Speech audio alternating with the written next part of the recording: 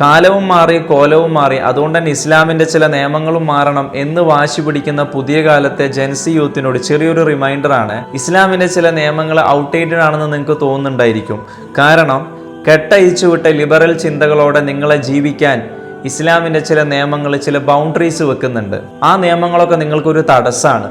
അന്യ പെണ്ണിനെ തൊടാൻ പാടില്ല, നോക്കാൻ പാടില്ല, വ്യഭിചരിക്കാൻ പാടില്ല, ഡ്രഗ്സ് യൂസ് ചെയ്യാൻ പാടില്ല, അഫയർ ഉണ്ടാകാൻ പാടില്ല, അങ്ങനെ ഒരുപാട് കാര്യങ്ങളിൽ ഇസ്ലാം നിങ്ങളെ റെസ്ട്രിക്റ്റ് ചെയ്യുന്നുണ്ട്. ഇസ്ലാം എന്ന് പറയുന്നത് ആരുടെയും വ്യക്തിപരമായിട്ടുള്ള തീരുമാനങ്ങളും ഇഷ്ടങ്ങളും അനുസരിച്ചിട്ട് അപ്ഡേറ്റ് ചെയ്യാനുള്ള ഒരു സിമ്പിൾ സോഫ്റ്റ്വെയർ അല്ല. തോന്നൽ അനുസരിച്ചിട്ട് തിരുത്തി എഴുതാൻ ഇസ്ലാമിൻ്റെ നിയമങ്ങൾ ഏതെങ്കിലും പൊളിറ്റിക്കൽ പാർട്ടിയുടെ മാനിഫെസ്റ്റോയും അല്ല. നന്മ ഏതാണ്, തിന്മ ഏതാണെന്ന് കൃത്യമായിട്ട് ഡയറക്ഷൻ തന്നിട്ടുണ്ട്.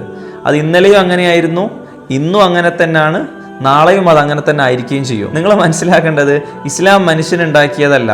അതുകൊണ്ട് തന്നെ നിങ്ങളുടെ 2 ദിവസത്തെ സോഷ്യൽ മീഡിയ ട്രെൻഡിൽ മുങ്ങിപ്പോകുന്നതോ ഒലിച്ചു പോകുന്നതോ നിങ്ങളീ 3, 2, 5 ആൾക്കാർ വിചാരിച്ചു കഴിഞ്ഞാൽ പൊളിച്ചു കളയാൻ പറ്റുന്നതോ അല്ല ഇസ്ലാം. ഇസ്ലാമിന് നിങ്ങളുടെ സപ്പോർട്ട് ആവശ്യമില്ല. തുറന്നു പറയുന്നതുകൊണ്ട് വിഷമമൊന്നും തോന്നരുത്. പക്ഷെ മനുഷ്യന് ജീവിക്കാൻ ഇസ്ലാമിൻ്റെ കാഴ്ചപ്പാടുകളും ഇസ്ലാമിൻ്റെ നിയമങ്ങളും അത്യാവശ്യമാണ്. ഇല്ലെങ്കിൽ പാവം പെൺകുട്ടികൾ തെരുവിൽ ബലാത്സംഗം ചെയ്യപ്പെടും. നാളെയുടെ ജീവനായിട്ടുള്ള പുതിയ തലമുറയിലെ മക്കൾ ലഹരിക്ക് അടിമപ്പെട്ടു പോകും.